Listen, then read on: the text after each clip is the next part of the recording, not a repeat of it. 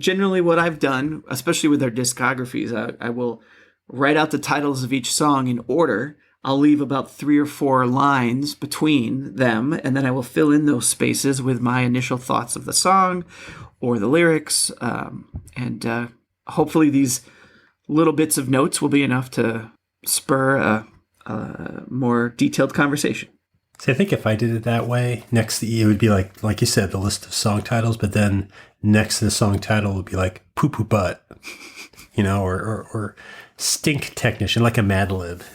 But you put your notes together differently. It sounds like. I guess I'll find out. Sounds like we do. Yeah, but I can't wait to hear what you think. And if poo poo butts is your opinion on Last Exit or not, we'll see. We'll see.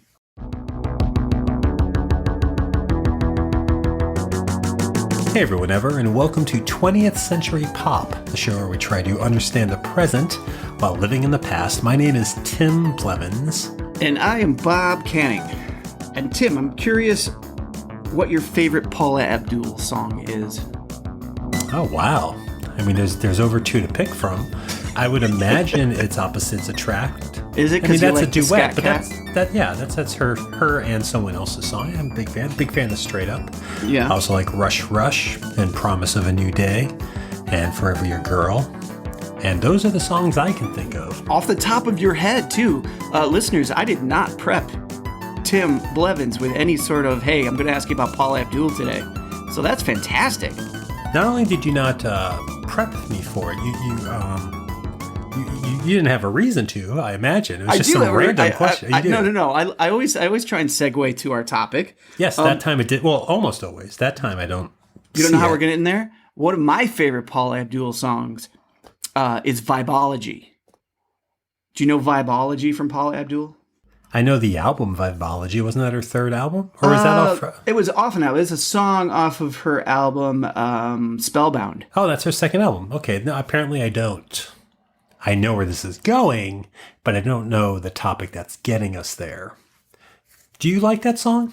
Could Vibeology? You sing it right I don't now? mind Do you know how it goes? I enjoyed it at the time. I like that she spelled Vibeology, but not completely. She spelled vibe and then added ology. That is how you spell Vibeology. Yeah, but she doesn't spell ology. She just says ology. Oh, I mean, that is how I spell Vibeology. I don't have time. You kidding me? No, I got a lot to do today. I hate to mislead any listener who's like, ooh, the Paula Abdul episode, I will listen to this. I misread the title. No one's ever surprised by a podcast unless they fell asleep and the next one just came on. They might not be disappointed. They might be like, oh, Paula Abdul. And then, oh, no, it's actually Pearl Jam.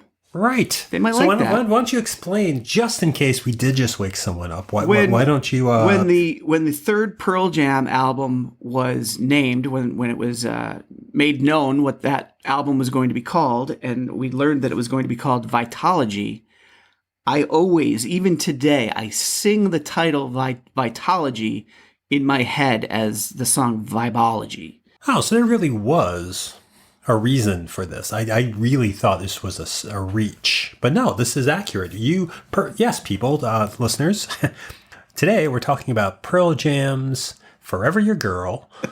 We're talking about Vitalogy, their third album. Yeah. An album that came out November 22nd, 1994, and a album that I guess prompts great memories for Bob, at least in the choreographer / pop star / talk show or guest host, Paula Abdul. Always be tied together.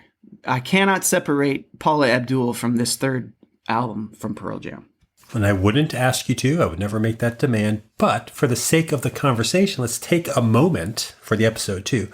Take a moment to focus not so much on maybe Paula Abdul, but on the band we're actually going to talk about, Pearl Jam. I mean, Pearl Jam is a band we've talked about before. Vitalogy, the third Pearl Jam album. This is Pearl Jam at its height, I think. Yes. This is as big as Pearl Jam's going to ever get for me. They were the grunge band I related to. They were the disgruntled voice of our generation. So I feel like the anticipation on this should have been huge. And I think it was. It was. I was excited. The title was interesting. Do you know what it means? I know now, and I didn't know when I first heard the name of it, but then, all the magazines and reports were telling me that it was the study of life, I believe. Is that accurate in terms of the band? Is that something you think of with them? Ooh, these 20-somethings and their study of life. I think so. I think really? it's maybe not life as a whole, but it's certainly Eddie Vedder's life, the study of life of this band, especially this album. I have it right here, by the way. Not that anyone can see, but I do have the original, because it's a little book. It's a little booklet. Yeah, what do you think of the design of it? Not to spend too much time on it, but what do you think of it as a piece? I think it's great. Like, I think it's like an actual book. I don't think it's their design. I think there's a real book that they stole the design from, at least for the cover. And then, like, the inside, they did their own thing. But, yeah, I think it's awesome. Well, why don't we start with, why don't we go through it track by track? Yes, our compact discussion of the album Vibeology. That's what the segment's called. Yeah, I don't think we've said that yet. So. Nah, I didn't know if we would, but you did, so I'll back you up. That is I very much enjoy the title, Compact Discussion. I think it's a smart, fun title. TM 2017. So the first track on this is a song called Last Exit. And it sounds like a tune-up. You know, it's almost like an overture kind of thing, the way it starts. Yeah, the opening. It sounds like they've even got some strings in there. Everybody's just tuning their instruments. Yeah, I mean, it screams concept album, the way this starts, sort of. And which isn't necessarily bad. I mean, it's exactly how Pearl Jam works in a way. There's a mood to this, like thundering drums and guitars that kind of build, and you get your insensible lyrics by Eddie Vedder, and that's what this song does, and that's what this band is. But to start off that way, we're 3 albums into their career. Are they a parody of themselves by starting this way? Like, how did you feel like hearing this as the opening track? So specifically to the tuning up, I didn't mind it at all. I always like a nice, unique opener, and tuning your instruments is always a good way to do it. Shouldn't they do that before they hit record, though?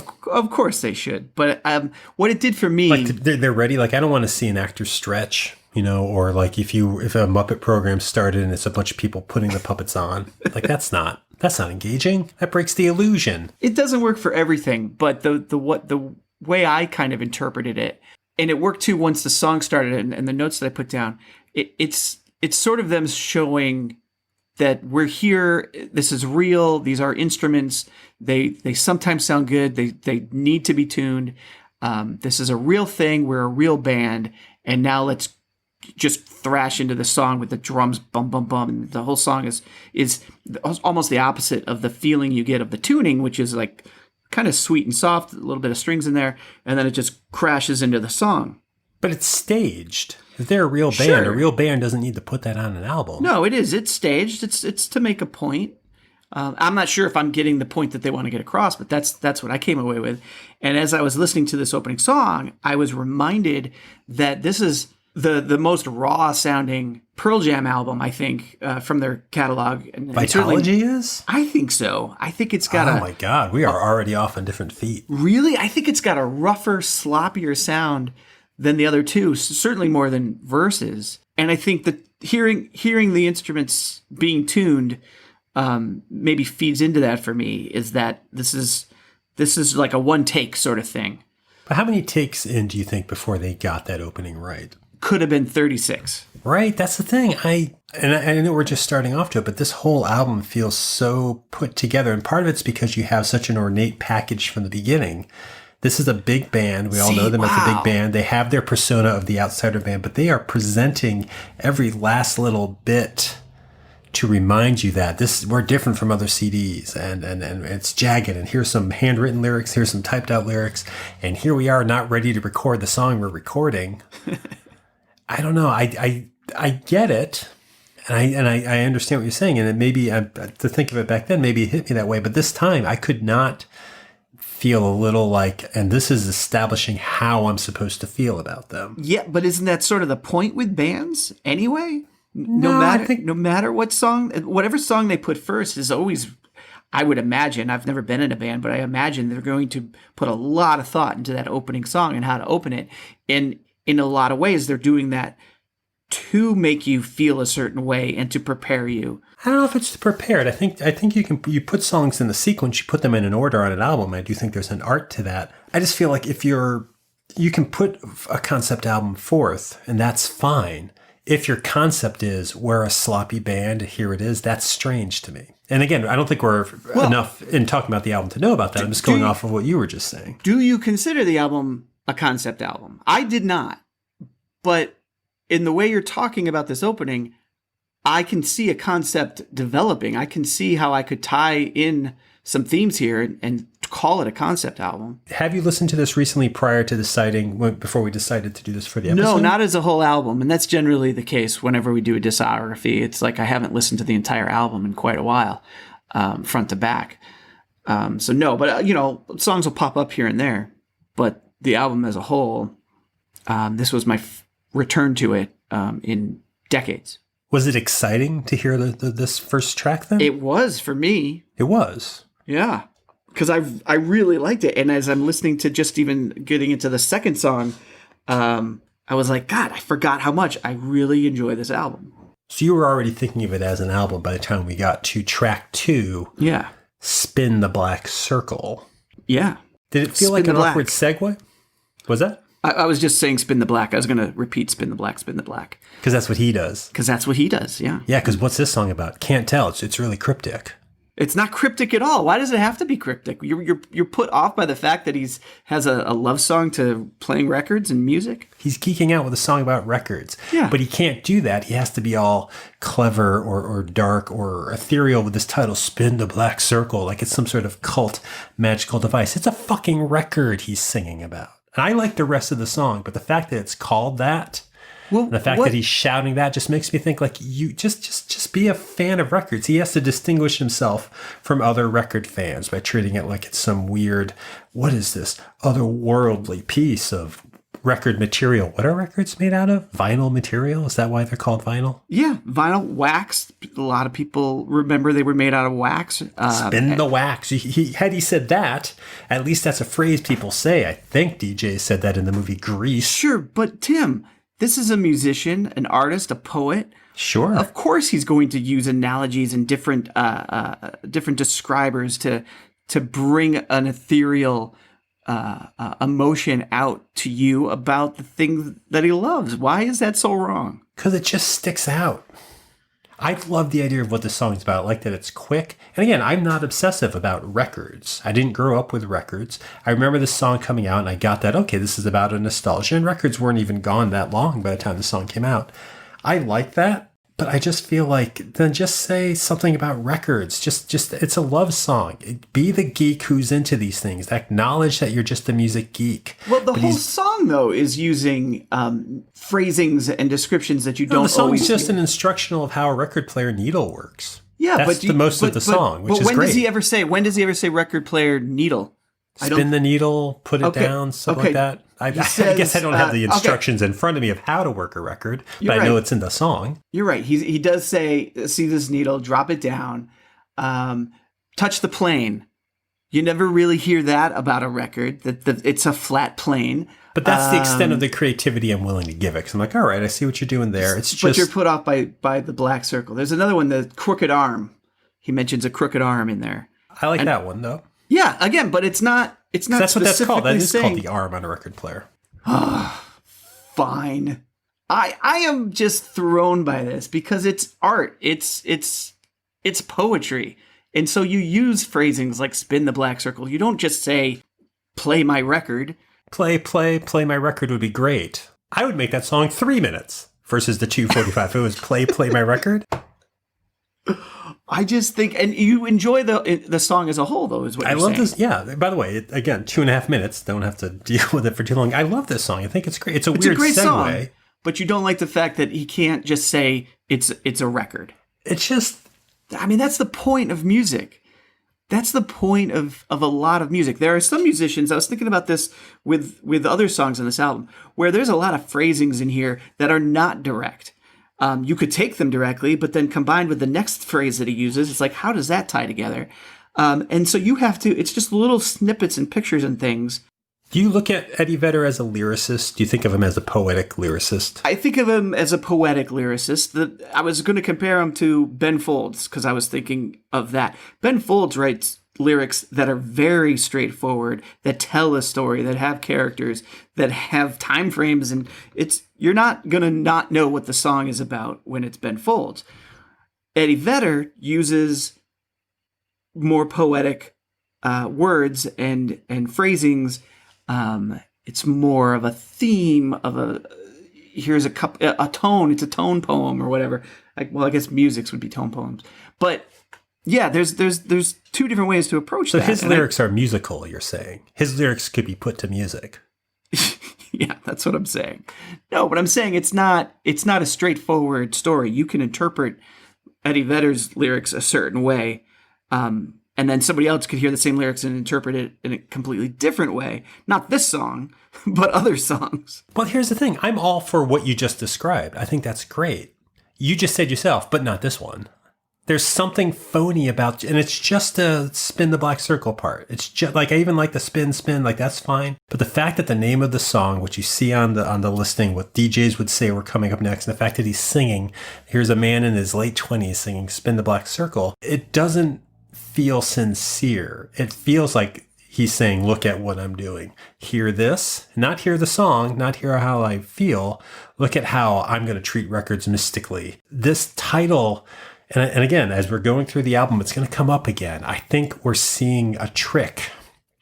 It's not as sincere, and that's fine. Songs can be tricks, and they are to a degree. All art is a trick.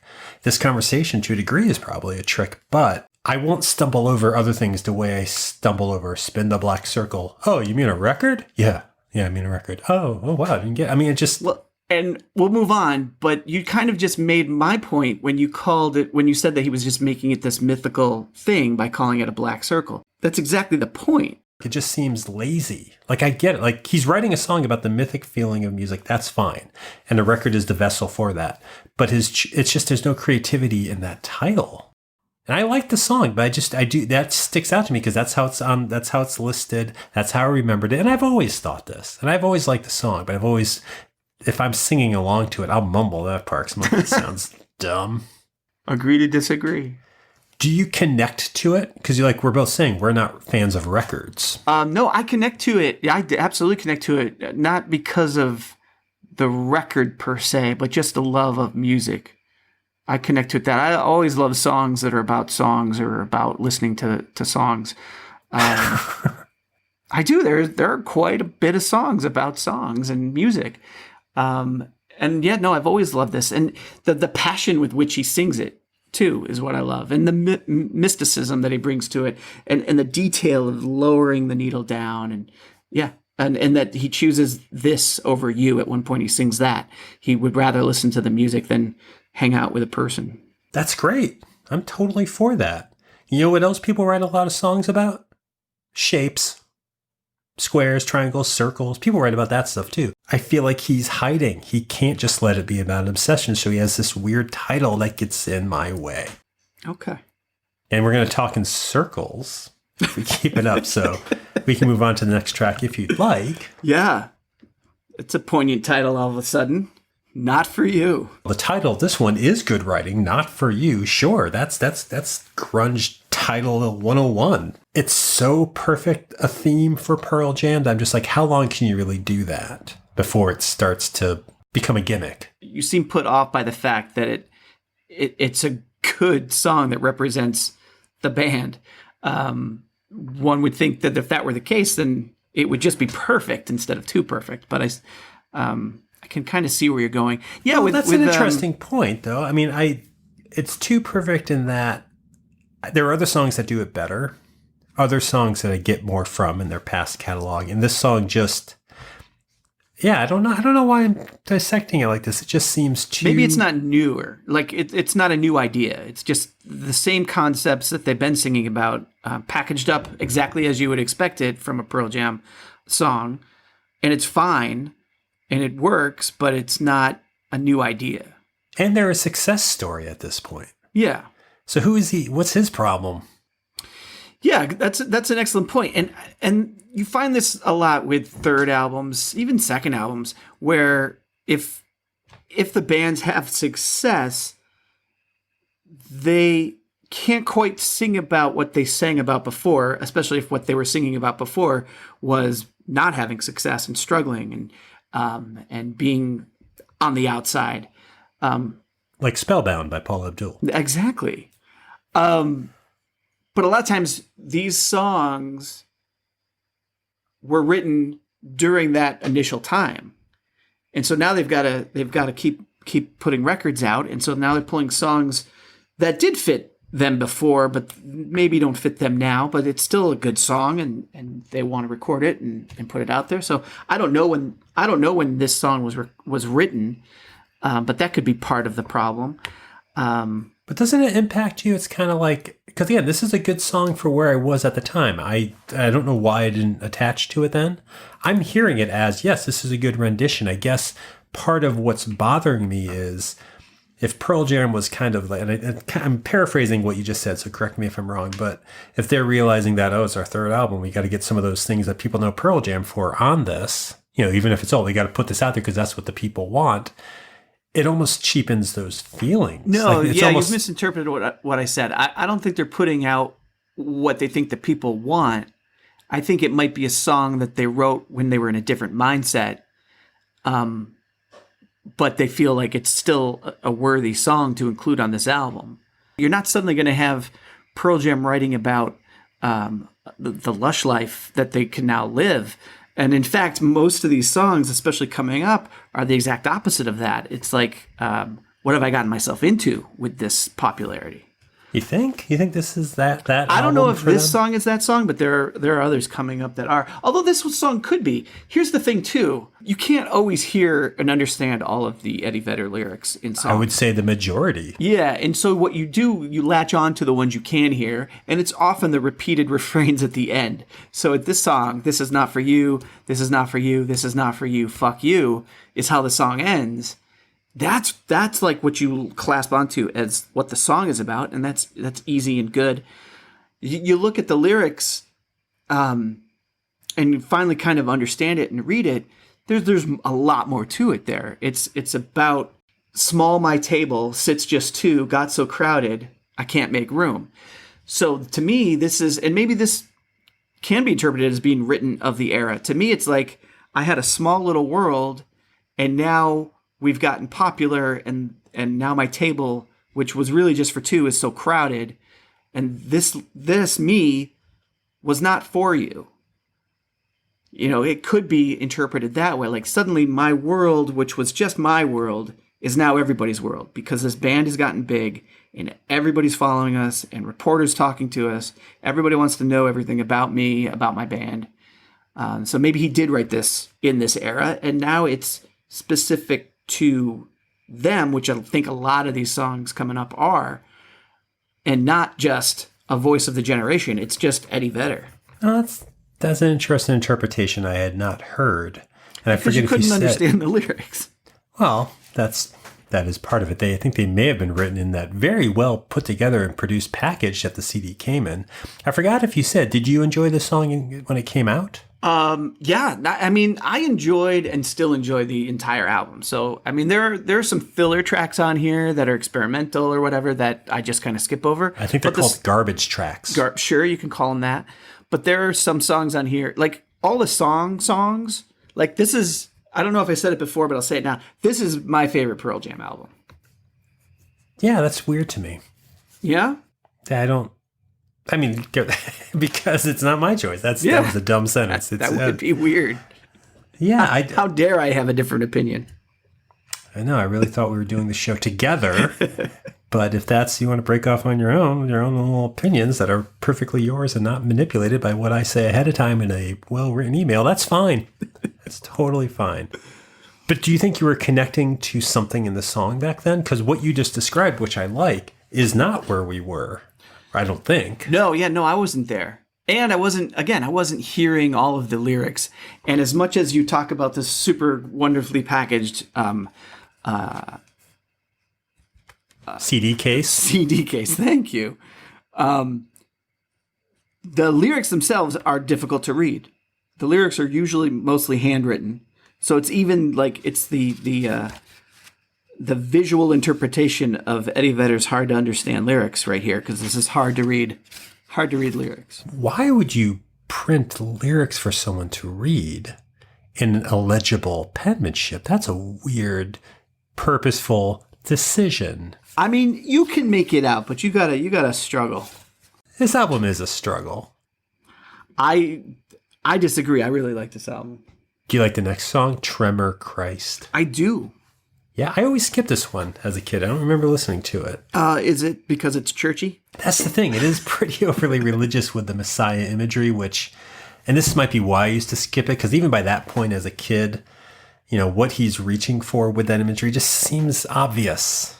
It seems manipulated. Like he's played out the fake Catholic guilt, And that's the thing too. It's Catholic guilt. So that's not going to be the one to convince everyone in the world of religious hypocrisy, which, don't get me wrong, I am in agreement of religious hypocrisy, but this doesn't make any waves with that. This would be the song of someone who just discovered, oh, you can do this? You can bring in these elements of religion and put it in a song and it's blasphemous. Let's do this. But they've done it before. This has already happened. Yeah, I don't mind it. I What's like in it? What's in the song? What's in it? For you. Musically, and that's the thing that I always go to first with songs, is just the sound of it. And I enjoy the sound of this song. You like music for the sound of it? Yeah, can you believe it, Tim? I like it for the packaging. The sound of it. You like the package? I do. Was this something you remembered playing? Like, did this ever show up on a mixed disc of yours? No, song? I don't know if I did. TRMOR CHRIST. I mean, it's not my favorite song on the album. No, I don't think it came up often, but I don't mind it. I'll tell you, if you want to talk favorite songs on the album, this track 5. Track 5's good. This Nothingman song. This is a song that I still listen to off of this album. This track. You know what it does to me? I always lower my shoulders when I hear this song. Like, I always sink down a little to hear it. Yeah. This one really actually does sum up something, and it's just something about college and how damaging college can be. And I don't know. This song is magnificent. I love it. That's great. It's great. And it's also more than a lot of their songs. It's a specific story song. I feel like it's Eddie Vedder singing about someone else instead of himself. Now, do you feel like this is a Pearl Jam song, or is this an Eddie Vedder song? I mean, I can't separate it. I always think of it as a Pearl Jam song. But a lot of Pearl Jam songs, I guess I think of as Eddie Vedder songs, just because he's the lyricist. I don't know if there are many, at least not off the top of my head, that are lyrically written by other members of the band. Do you? Not on this album. From what I read, this album was difficult to record. He did a lot of the writing. He was directing the direction of the band, and the band would play separately and stuff. But that aside, because I don't know the whole story of it, no, this song, this is the only song in the album I really go back to. Not the only one. I guess there's another one now that I think about it. But I play this one. I'm sure it comes up every week on a playlist. Yeah. This one really spoke to me the way, like, Unsatisfied by The Replacements spoke to me. And it's an anthem that works. And I never think of it as being off of this album. I almost think of it as being off of Verses, even though I know it's not. It almost fits that more. Right. Because it just feels different. It feels new. It has a different sound. It's cleaner. It's a cleaner sound from the rest of the album. That's the thing. It's actually more produced than the other stuff. It is a cleaner sound. And it's interesting. And it's a different direction. And I don't know if people like it. I don't know if the band likes it. But this at least sounds different. To look at it in the bigger oeuvre of their work, this sounds different than some of their other songs. Yeah, it does. It does. And I don't know if there's a lot that, I see this as a character study. Like, I picture one person, one man that he's singing about. You don't think it's about himself? I mean, it could be, but I've never pictured it that way. Do you relate to it as if it's about yourself? I do. I pictured it about myself. Yeah, I am the Nothingman. That's my connection to it. Yeah. The line that always grabs me is, caught a bolt of lightning, cursed the day he let it go. Sure. I always think that's about a particular person. Yeah. Yeah. The whole song, I think, is about, I picture it about a particular person. I'm not saying it's a person he knows, but, he's written and created this character. Which I think is great. And here's the thing with it, like for a band that's supposed to represent my dissatisfaction and distance from the rest of society, and it has been for 2 previous albums, the misanthropic view of my world, blah, blah, blah. This is a song that's preparing me. This shows some growth in him, or them, I should say them, as the narrators and the songwriters. They're a little ahead of their audience, myself. And it's almost like a cautionary tale. It's something new. Yeah. And I wish the rest of the album, I don't know if I would have back then, but I wish the rest of the album had that kind of, because this does feel like, we talk about a band can't sustain it, whatever it was. This is the band, or at least, again, maybe Eddie Vedder, stepping into a new realm of life. There's an acknowledgement. And again, maybe it's not about him, which changes this. But for me as a listener, if this song is about me like their other ones, this is acknowledging a fault. This is acknowledging something slipped. And so that's maturity in a way. Yeah. A warning sign. Yeah. Not a yield sign and not an avocado, but a warning sign. But best song on the album? Is that what you would say? That's what I would say. And the only song I listened to, well, again, there is one other one I keep forgetting. Okay. We'll get to that. Yeah. You probably don't listen to the next song, track 7. Track 6, isn't it? I think it's 1, 2, 3. Wasn't let's get 6, into numbers. You're right. I wrote the numbers wrong. Does it look more like a boob? No, I went from 5 to 7. I wrote 5 and then I wrote 7 instead of 6. Oh, so this album would seem interminable. This is It'd be weird. longer with your I have counting. 26 songs on this album somehow. Oh my God. 4 of them good, 1 of them great. What's track 6? Whipping. Right. And this song I see as exactly what you've been saying a lot of these Pearl Jam songs are. Just the complaints and cynicism of life. And it is, right? Yeah. Right off the bat, he's telling us what he doesn't need. That's Wait. basically it.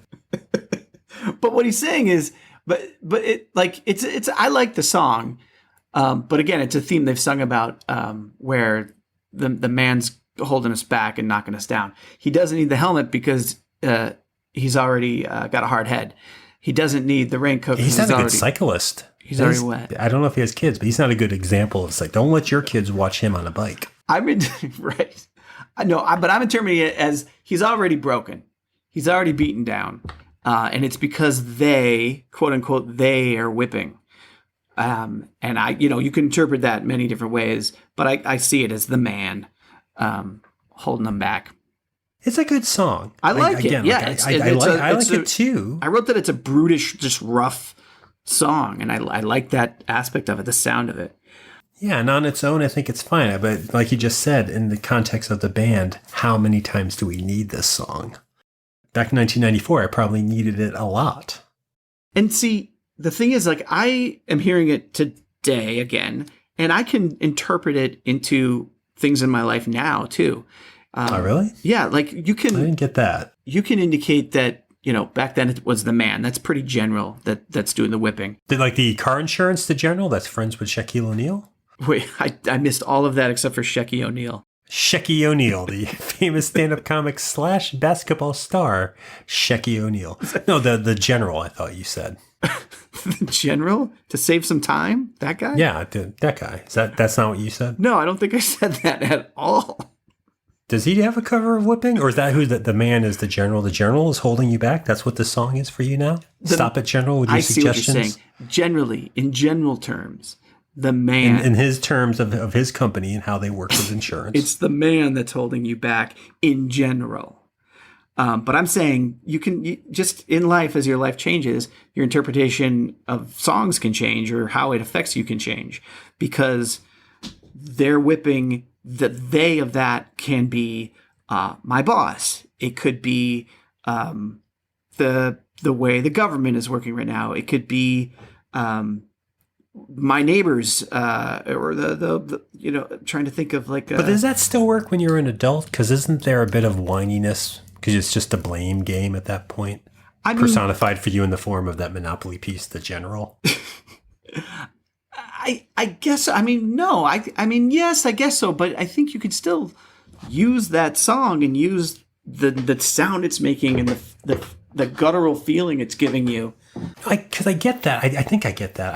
I don't see I get that as the mindset of where I was at. It's a weird mindset now. I don't look at myself as against the world the way I did back then. Yeah.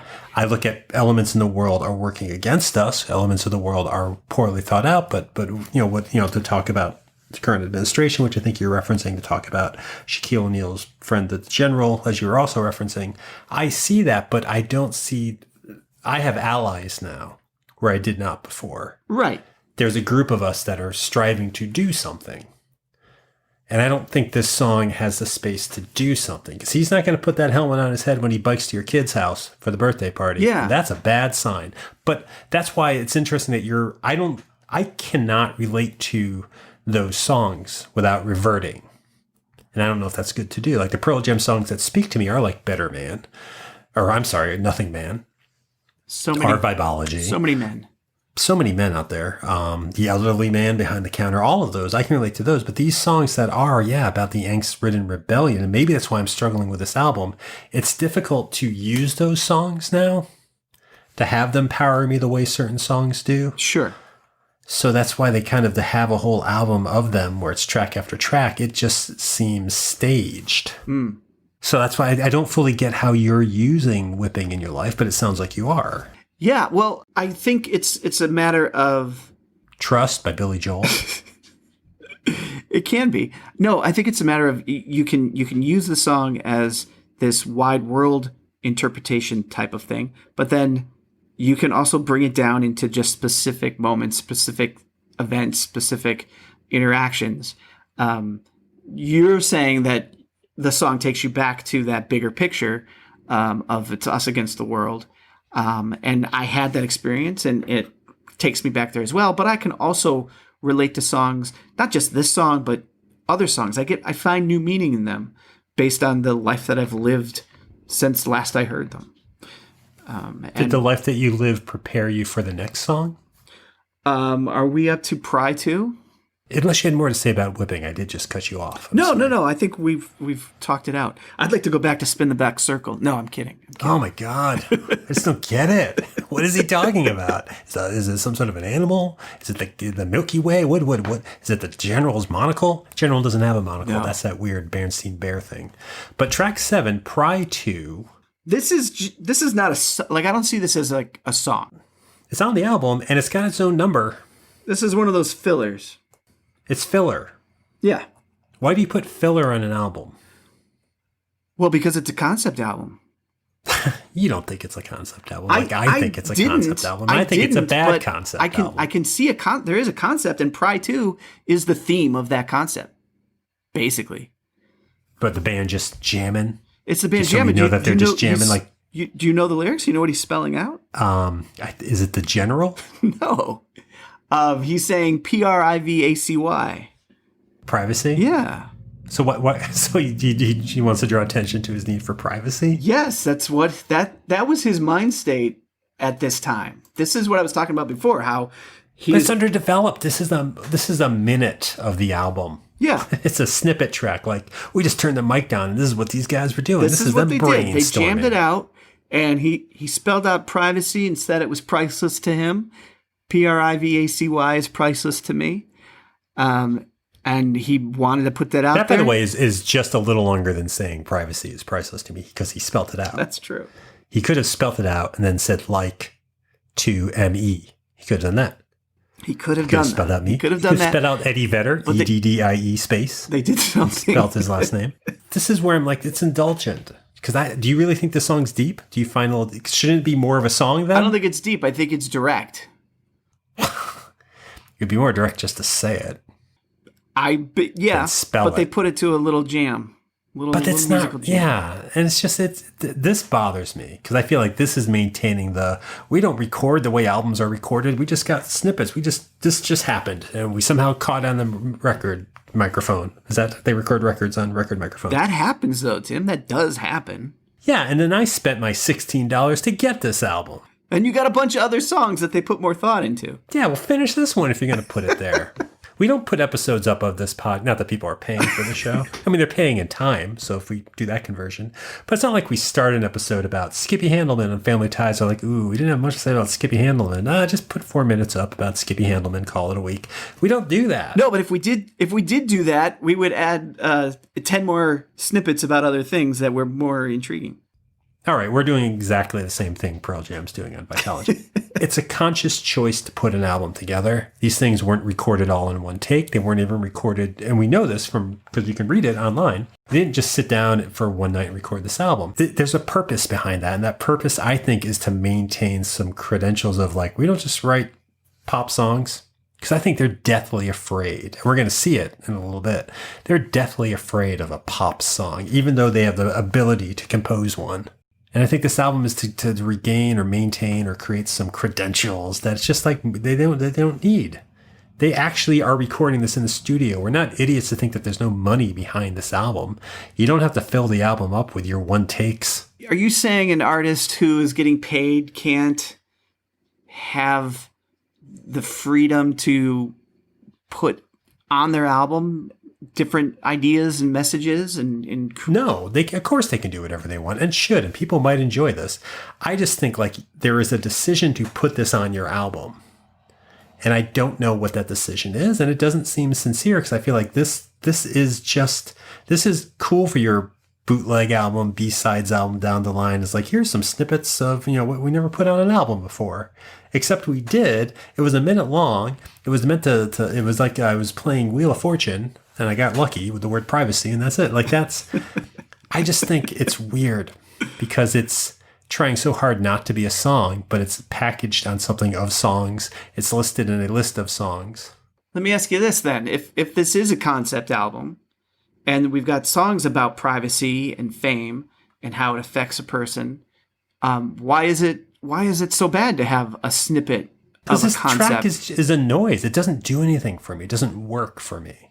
Yeah, no, I get that. And there are a couple other songs on here that don't work for me either. That's why. But they are part of the theme and the concept, and they are artists and poets, and this is just one other way to send that message. But if we took this track off, it would throw your numbering off further, but it would make the album 54 minutes instead of 55. Yeah, you can there's 4 songs on here I think you could, or at least 3 that you could take off that are just artistic, kind of poetic. They're not songs. And that's why they're on there. That's the weird thing. They're on there so you can throw those words at it to remind yourself, oh, wait, they're not just a band, because just radio-friendly bands have albums with songs. And again, they're deathly afraid of just having an album of songs, even though that's what I go to albums for, songs.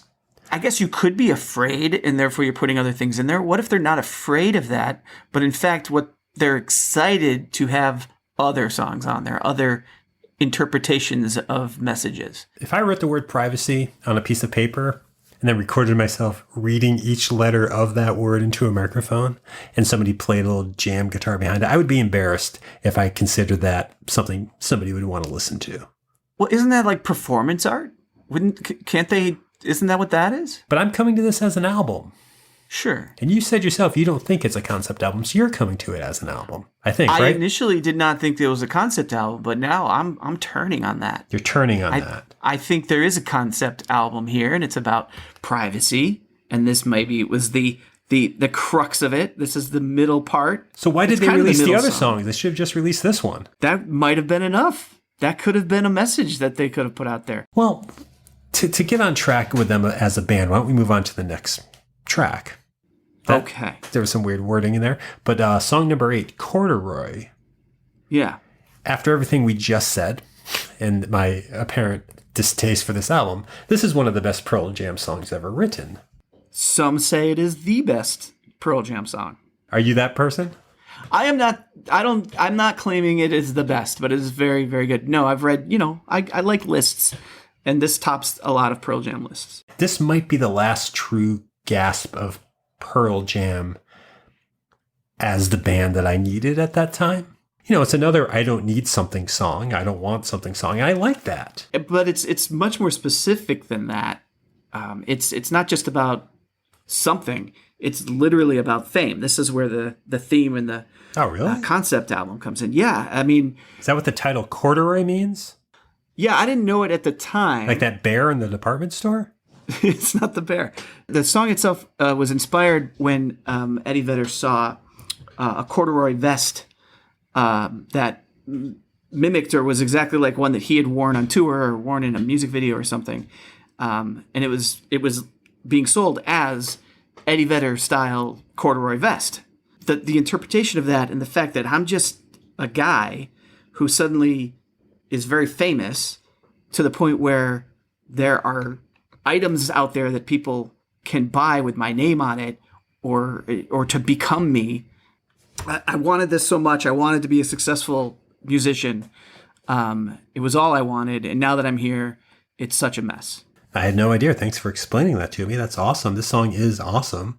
You know what else is pretty awesome? Bugs? Yeah, it's not awesome.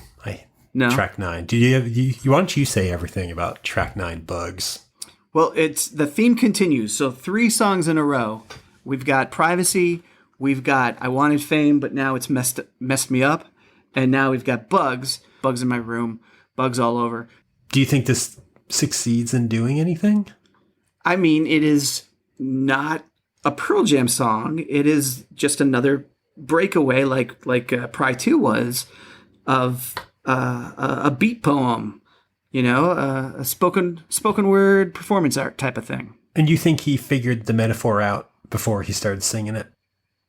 Oh yeah, I think he wrote the whole thing out. I think the whole metaphor was written out. Yeah. You don't think he just saw a copy of a friend's Kafka book on his shelf?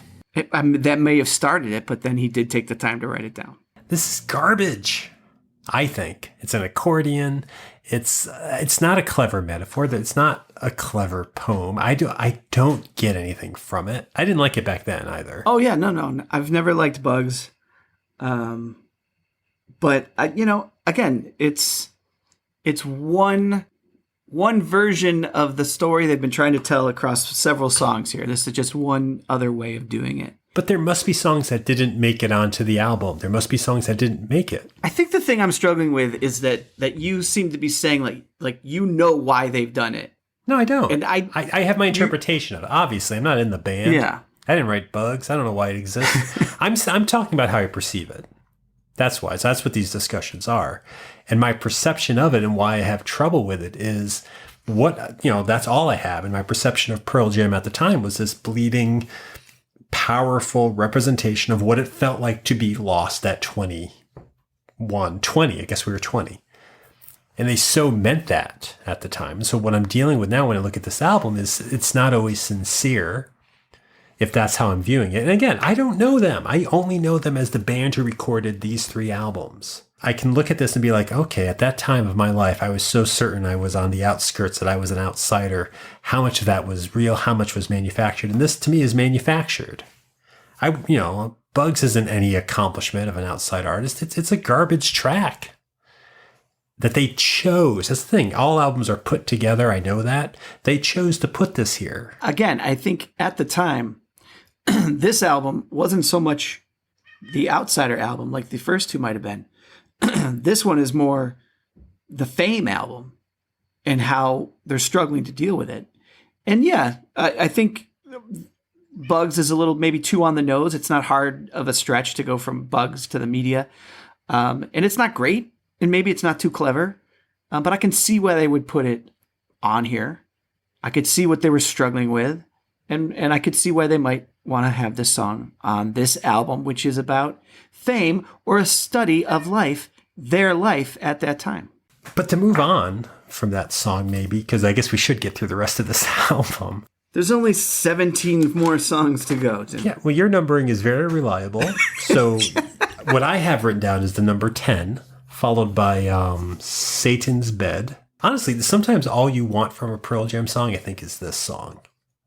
It's like Hail, Hail and Do the Evolution off the later albums. It sounds like it's from 10. There's a chorus that they're all chanting. Like this is the only song too on the album. This is the only song where I feel like they're playing as a band and enjoying playing as a band. Yeah, no, it's great. You don't have a problem with the fact that they brought religion into it again? Yeah, I don't, because I enjoy it. It's fun. And I don't feel like it's hitting me over the head with anything. Oh, wow. Because I think it is. What is it hitting you over the head with? It's trying to. I mean, I've always interpreted it as you're not going to partner with evil to get what you want. That's I think is a pretty powerful theme and message. And I think it ties in again to the sudden concept that I'm putting together here for Vitalogy, in that it's like I'm not going to do the corporate thing. Perhaps that's Satan. So, yeah. But you didn't get that at the time. I didn't, but as you're describing it now, that's cool. Satan's one of the more fun religious images, so might as well use that. And it's a fun song. It doesn't feel self-important. If Bugs was a fun-sounding song, I wouldn't care that he was spelling out the word bugs. That's not the But I think, artistically, Bugs is not supposed to be a fun-sounding song because the bugs are annoying to him. The song is annoying. This is what separates concept album from album. You're right. Bugs is the epitome of artistic intention. And therefore, if it doesn't work for me, I'm going to hate it. Sure. Because it's just there to be artistic. And when art hits you right, that's great. But when it doesn't, it's difficult to sit with it. And if I'm coming to the album as an album, just for music, something like the Satan's Bed, where even if I don't get it, if I don't get the concept of what he's singing, it's a fun sounding song. I can feel that because I know that's how music works. And as much as I thought Pearl Jam represents me, I was still almost always drawn to the things that at least felt like songs. And Satan's Bed feels like a song. Do you know what else feels like a song? The next song. Yes, track 11. Yeah. What is track 11? Track 11 is Vedder Man. And I think at the time, this was the big hit from the album. It's one of those songs that's beautiful. It's a little poppy. But then when you really listen to it, and it's not hard to figure it out, it's about a troubled relationship, maybe an abusive relationship. And so it's a dark, lyrically song that maybe you don't get the first time. Maybe you just think it's a love song and she wants to break up. But then the more you think about it, the more you hear it, it's like, oh, no. This is a harder song than that. That's artistic, really. If you're able to explore dark feelings, like that song Yellow Ledbetter by them does the same thing. It's like dark feelings, upbeat melody. What do you make of it? And I like that. And this, I was talking earlier about them being afraid of pop songs. I don't think they like this song.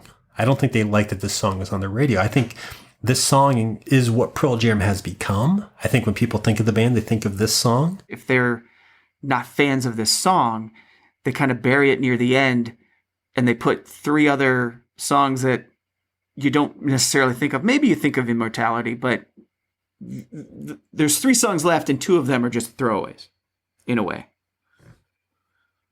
So it's almost like you're surrounding it with trash. With trash, on purpose. Yeah. And the album could be a little shorter and a little more memorable if you took off something like track 12, Aye Davanita. Sure. I don't think it matters. It means any date available is what it means. Oh, is that how did you get that? Just typed into my Google Chrome web browser and it came up with that. I also did Google Translate and it just gave me the same wording back. Oh, I'm pretty sure that's what it means. I don't know. It feels like the part of another song, or maybe something you do live. Yeah, you fade into it already playing, and then it fades out. So you never get a beginning and end. It just is a snippet. Yeah, it's instrumental, right? It's instrumental. Well, I mean, he's singing some things. He's vocalizing like a woo. He's a cartoon wolf who just saw a singing girl in the club. That's exactly it. And then he says "Aye Davanita" a couple times throughout it, but it's basically an instrumental. Yeah. It felt really showy, differently from how Bugs felt showy. It was like a show-off piece, and I'm just like, that's not why I come to the album. Again, maybe in concert this is cool, and maybe for people who play instruments it's cool, but to me, I just feel like this. Right now I can't even remember how it goes, and I know I just listened to it yesterday. It's almost like grunge jazz. Half of those words doesn't mean anything anymore, and the other half I despise. So. And what does that take us to then? Because we can skip right over that then. Well, the next song is Immortality, the track 13. And I might have listened to this as a kid, I think, because I remember it existing. It was very self-important feeling. Yeah. It's one of those that I like when I'm listening to it, and I can barely remember what it sounds like when I'm not. Were you thinking about life and death in 1994? No, not really. I mean, I was thinking about life, I guess, but not death. I don't think I thought about mortality or immortality. I'm sure I thought about death, but I think I probably perceived myself as invincible because I was young. Yeah. So as a topic, it's weird, but, this would be a fine way to end your album. It's a quieter song, so it eases you out. And it's familiar. This is a familiar sound.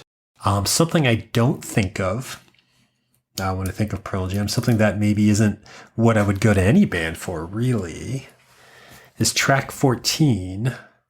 Sure. Called? You're going to make me say it? I'd like to make you say it, yes. Sure. It's called Hey FOXYMOPHANDLEMAMA, That's Me. This one can't not think it's clever. Like, they thought they were really clever. It starts with the title. It's one of those classic Pearl Jam, what? This is your title? You don't know how titles work? This is just them saying, see, we're not viable in a commercial way. They're aware of that. It's become their thing. Look at this hard to approach. How are you going to penetrate this song? What is going on here? It's like, I don't think they listened to it. I don't think the poor child who's in it listened to it. And I never, before yesterday, have ever made it through the whole thing. Did you read anything about it? I did a little research into it. So you looked at the Wikipedia page for Hey FOXYMOPHANDLEMAMA, That's Me? No, I looked at a different page. Oh. The recordings, the voices in there were taken from a tape recording that Eddie Vedder had made, taken from a news program off the TV. So he recorded it from a TV program, which was interviewing mental patients. Apparently the mental hospital was closing down and these people were being released and these were interviews, and he recorded that. So I think there is a message. I think he was trying to, the band, or he was trying to put a message out there. I don't think it's well done. I don't think it's well done at all. But I do think they were probably doing more than just putting garbage together. I think they tried something. But you got this from researching it, which again, art can do. Like, I had to look up how the Emperor came back in Rise of Skywalker. Now I know. Same thing. I'd like to think that there's something behind it, and if it is, maybe it's just a project that fell short. That's the thing. Like, you can have intentions, and when they fall short, they fall short. And maybe you don't know that before it's played. Maybe that's the trick. I don't know. Maybe that's the thing. It wants you to dig into it and figure out what it is. Does it? Or just did nobody say, hey, why don't we not put that one on the album? It's not what you think it is. Because again, they were still, 28, 29, maybe 30. They still had their pretensions. They were still full of themselves, as people are. They also were dealing with fame, like you're saying. So their egos were huge. This album might be just examples of nobody said, hey, that last piece, that 7-minute piece about the mop, I don't think it's done. Why don't we not put it on the album? And again, they're artists. I'm not saying they're not.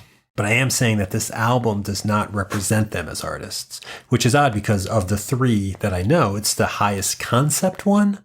So one that I feel is most unified by themes and ideas and packaging. This feels like the packaged example of both what you like about Pearl Jam and a reminder that, well, that you can't categorize Pearl Jam. That might be how the band started.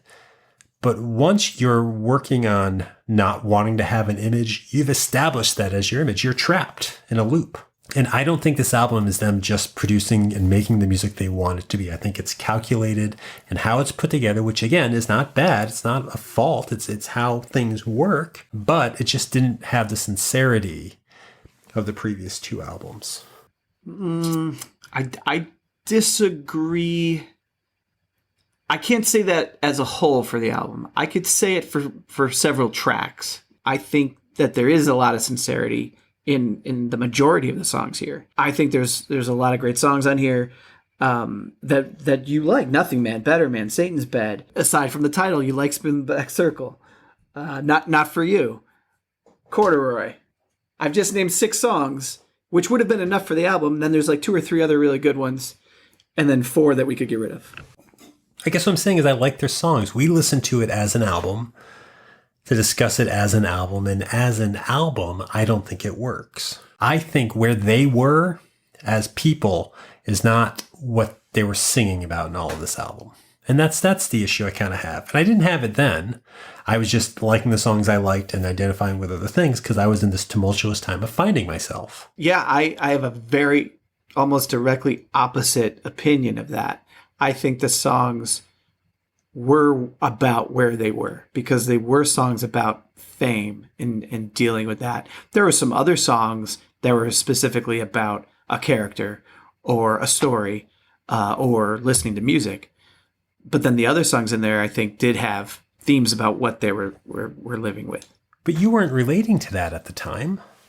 I was taking, and as we said earlier, I was taking the snippets I could understand and applying them to my life at that time, which is what I would have done with any song. It's what I did with the songs now. I can apply them to my life, some of them, to my life now. I'm in a totally different situation than I was in college, but I can still find themes and ideas that fit what I'm dealing with today. But you pick and choose, right? Is there a Pearl Jam album you listen to all the way through still? I just don't listen to albums all the way through anymore. That's just not how I pick up music. Mm-hmm. So no.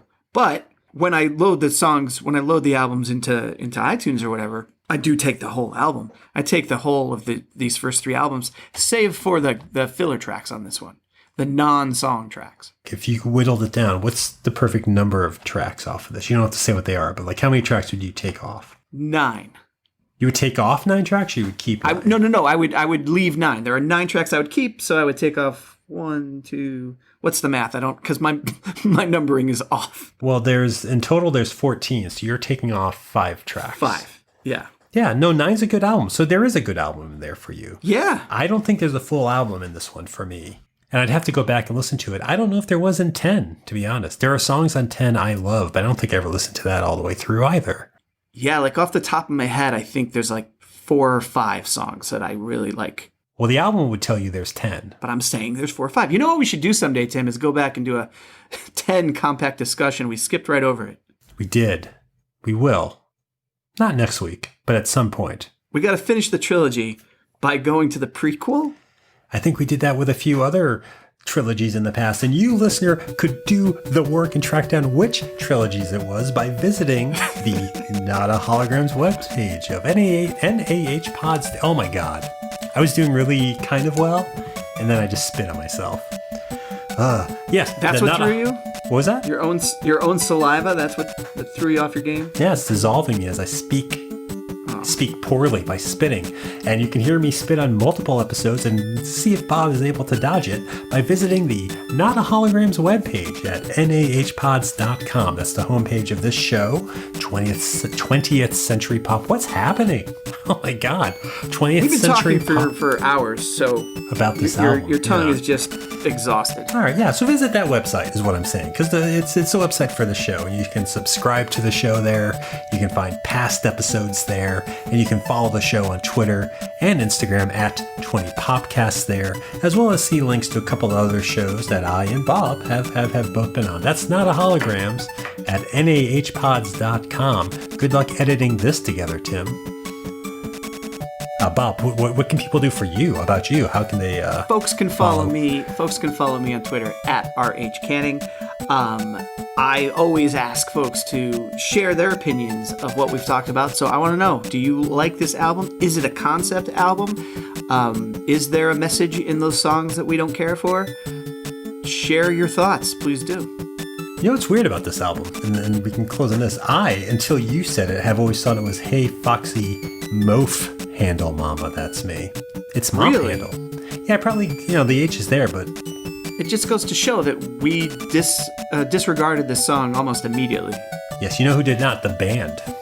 No. Well, they probably did. They're like, what do they do with a song like this? Do they open their concerts? They walk out to it? Well, when you disregard something, you don't put it on an album that you're asking people to buy as a representation of you as a band, because that forces people to discuss it 26 years later on a podcast listened to by 6 or 7 people at the Not a Holograms webpage that I twice now have spoken of. You don't do that.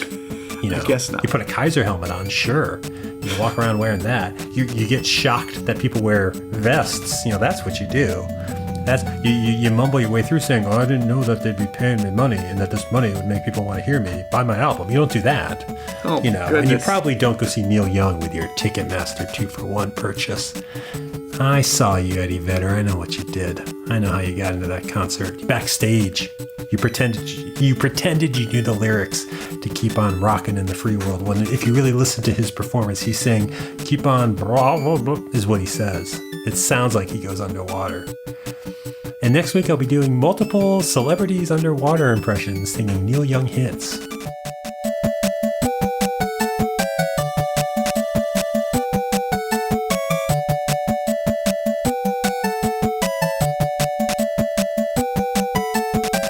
I learned this new thing where I was trying to be like, how far am I supposed to be from the mic?